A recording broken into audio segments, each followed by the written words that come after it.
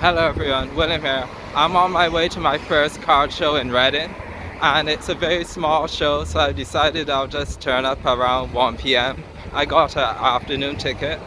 What I did was look up all the vendors online to see what stock they might possibly have. So when I get there, I'll see what's available. Alright, so I think this is the venue here coming up. It's called the Pavilion. There's roughly only about 55 tables, 50 tables, so not too big of a show, which is why I brought about £100, which should be enough for today. I'll see what happens. This is what the venue looks like.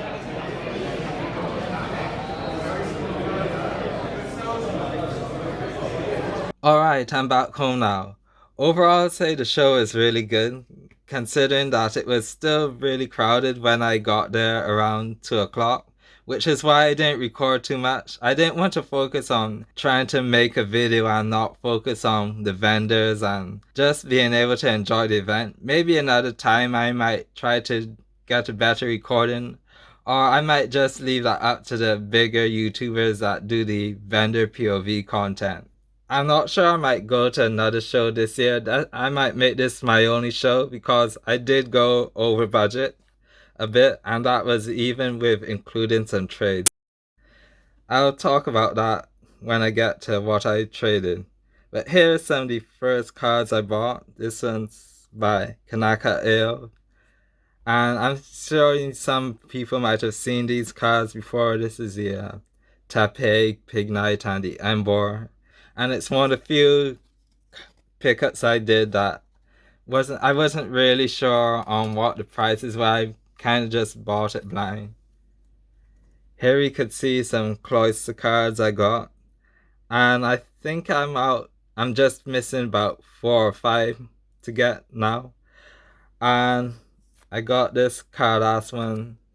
There is another Cardass Cloyster that I saw at the event, but this is my favorite of the two, which is I probably won't get the other one just because I'm not really a big Cardass or Topps collector for that matter.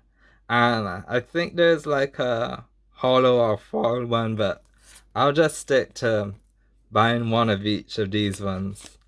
Next up, I got some other cards from my artist collections. Here, this is Sumiyoshi Kazuki and Kyoko Umemoto, if I'm pronouncing that correctly. I wanted to just get the reverse holos. That's what I usually try to collect for my artist sets. And I got some trainer cards just to fill out some of my binders. Mainly I was looking at for the Scarlet and Violet set.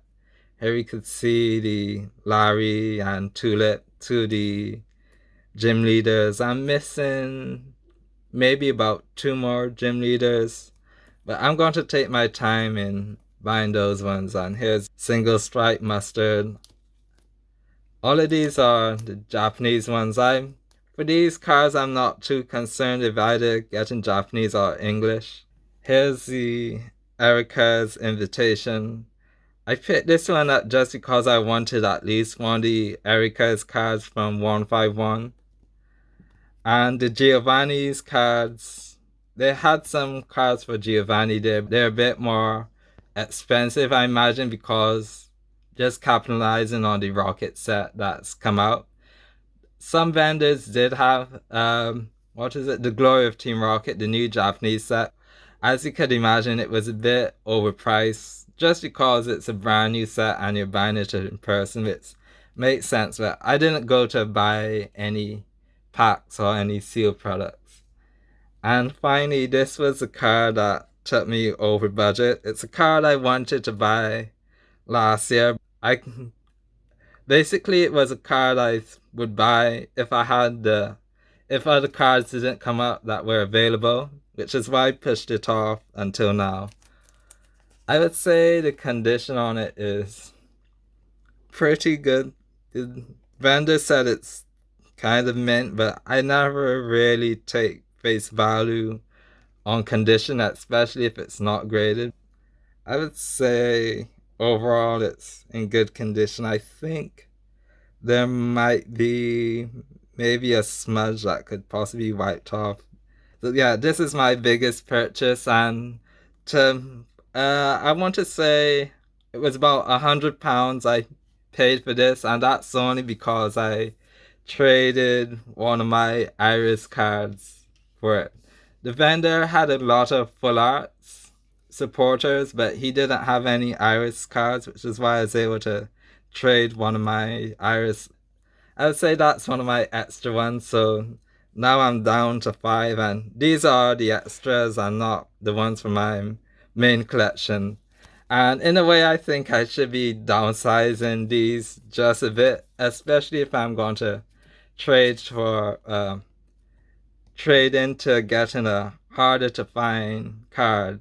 And I actually wanted to trade some of these packs that I have, but practically no one was interested in them, which to me was surprising because a lot of vendors have packs. I guess they just source stuff from sealed boxes or products. Overall, the Reading card show was really good. I probably won't go to any other card shows this year just because for budget reasons, and I find I'd rather just go to a smaller show that's locally to me. It only took about, I would say, less than an hour to get there, compared to a London card show might be closer to 2 hours, and then it's a lot more expensive. Those are bigger shows that have more to do, which is, I think, baked into the price, seeing the celebrities and whatnot, which I'm not really interested in. So I'm not sure when the Reading Card Show is planning to do another one. Hopefully it would just be a yearly event. I'm kind of surprised that there are so many shows in the UK right now, because to me it's a case of collectors could only be able to spend so much every few months on Pokemon cards. Well, at least I can. So that's why I would genuinely only go to a show maybe once a year, maybe two. I'll see how things go in the future. So that's all for today's video, and thanks for watching.